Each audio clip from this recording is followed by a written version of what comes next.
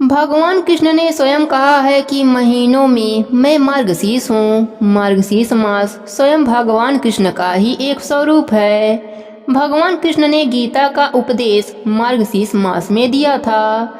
इस कारण भी इस मास का महत्व बढ़ जाता है। भगवान कृष्ण की प्रशंसा के लिए आज हम सुनेंगे गीता के 5वें अध्याय की कथा। प्रेम से बोलिए कृष्ण भगवान की जय हो। भगवान श्री कृष्ण से अर्जुन ने पूछा, हे केशव, त्याग कर्म और फल रहित कर्म में से कौन सा कर्म श्रेष्ठ है? आपने इन दोनों ही कर्मों की श्रेष्ठता का बखान किया है, फिर भी इनमें से अति कल्याणकारी कर्म कौन सा है जिससे मेरा कल्याण हो सके, वह आप मुझे बताएं। अर्जुन का प्रश्न सुनकर भगवान श्री कृष्ण बोले, हे अर्जुन, त्याग कर्म और फल रहित कर्म की श्रेष्ठता एक समान है, जबकि निष्काम कर्म साधन की सफलता के कारण श्रेष्ठ माना गया है। कर्म करते समय मन में त्याग की भावना लेकर इंद्रियों व शारीरिक कृत्यों का त्याग किया जाता है, जबकि निष्काम कर्म में भगवत कृत्यों में समभाव रखा जाता है। अतः यह श्रेष्ठ है। हे कौन्तेय, जो प्राणी इस रहस्य को जानता है वह सुख और दुख से रहित सन्यासी प्रवृत्ति का होता है। ऐसा प्राणी किसी के प्रति द्वेष की भावना नहीं रखता और न ही उसके मन में किसी प्रकार की कोई कामना रहती है। इसलिए जो प्राणी अपने अंतर्मन की उथल पुथल से रहित होता है वह भवबंधन से मुक्त हो जाता है। हे पार्थ, जो प्राणी साख्य और कर्म योग में भेद करता है वह मूर्ख व अज्ञानी है, क्योंकि वह प्राणी इस बात को नहीं जानता कि दोनों कर्मों का फल एक ही होता है।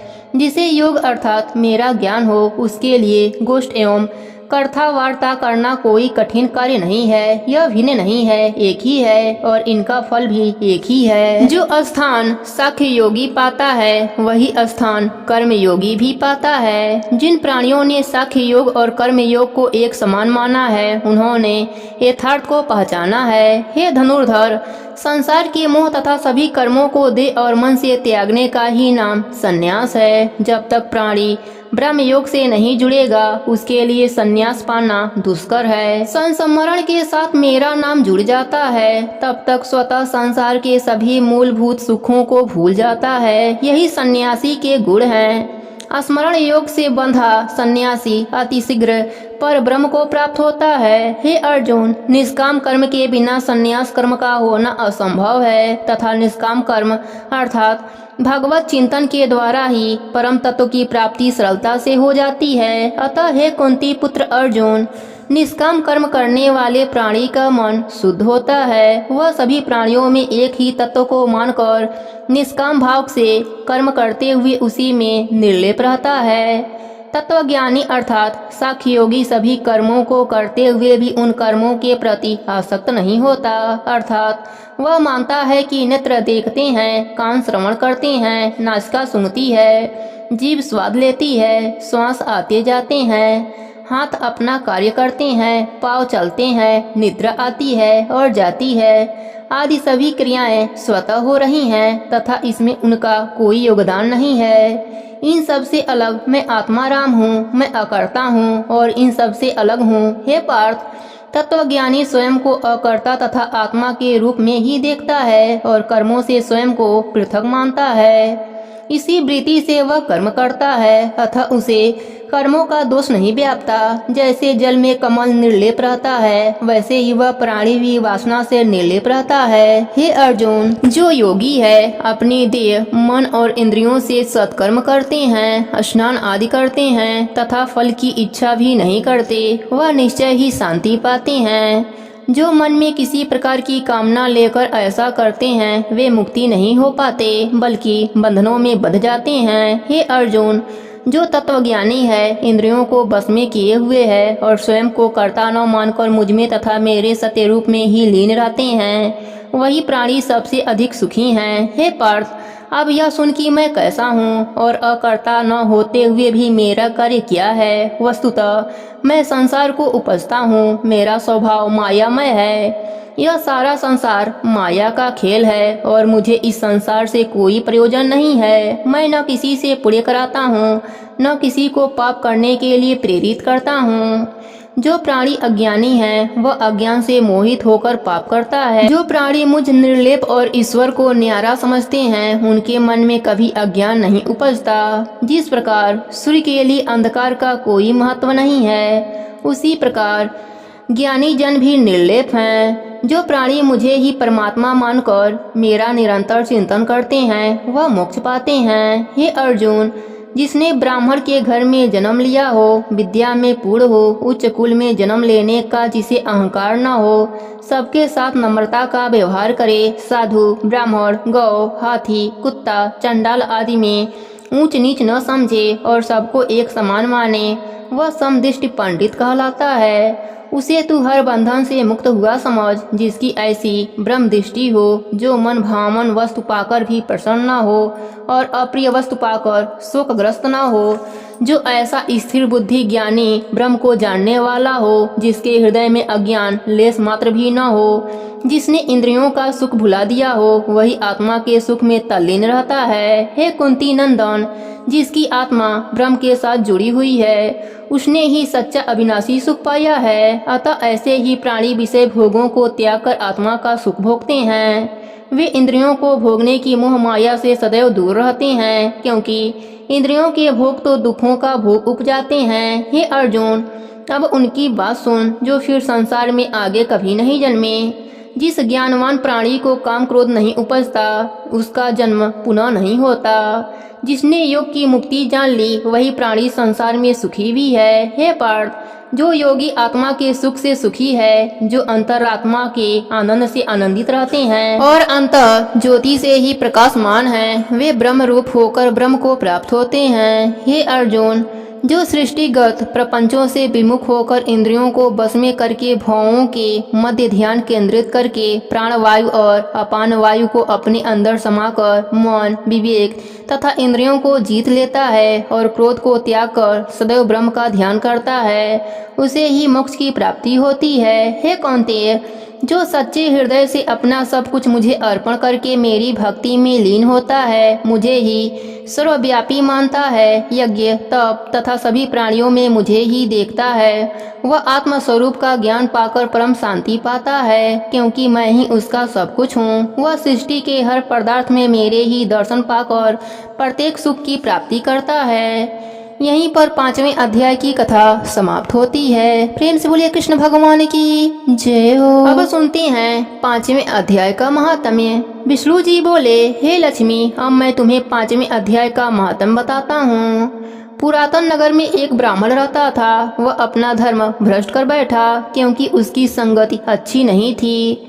वह मांस मदिरा सेवन के साथ साथ जुआ भी खेलता था। उसके भाइयों ने उसका व्यवहार देखकर उसे त्याग दिया।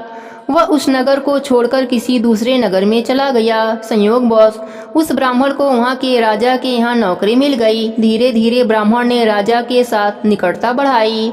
वह लोगों के विषय में सच्ची झूठी बातें बताकर काफी धनवान और राजा का विश्वास पात्र बन गया। काफी धन एकत्रित हो जाने के पश्चात उसने शादी भी कर ली।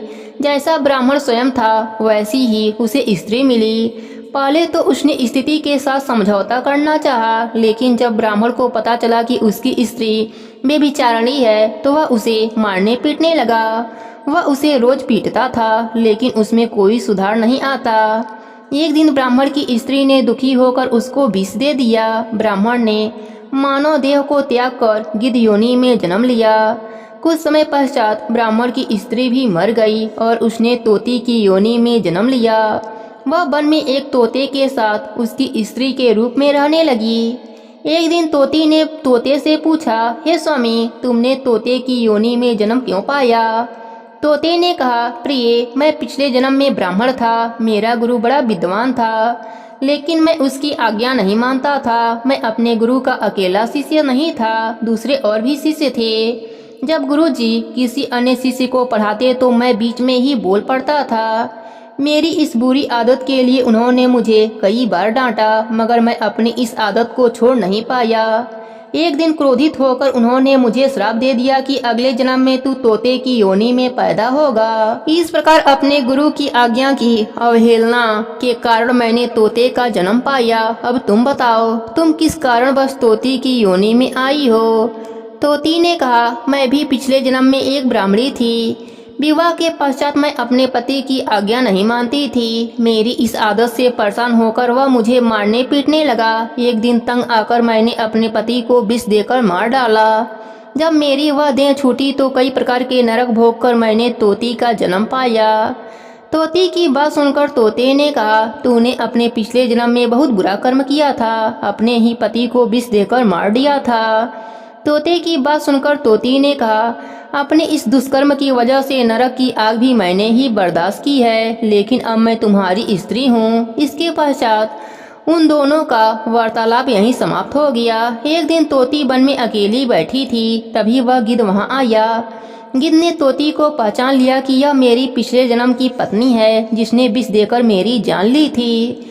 गिद्ध तोती को मारने के लिए झपटा, लेकिन तोती एक ओर हटकर उड़ने लगी। गिद्ध उसके पीछे लगा हुआ था। तोती थककर एक शमशान भूमि पर गिर पड़ी।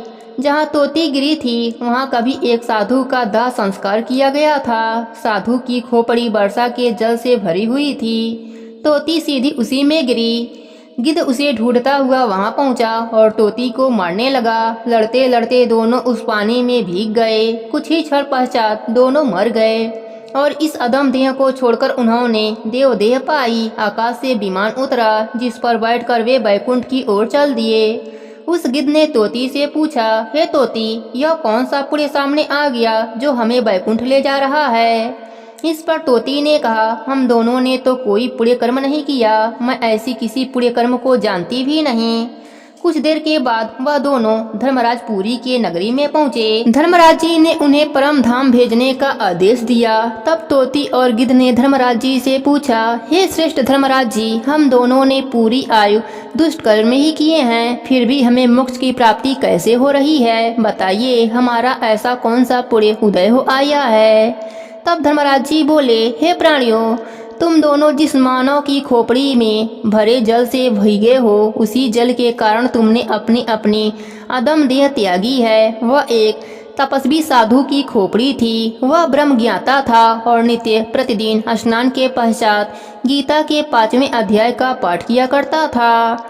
गीता के 5वें अध्याय का फल उस साधु की खोपड़ी के पानी द्वारा तुम तक पहुंचा है। उसी के फल स्वरूप तुम्हें परम धाम की प्राप्ति हो रही है।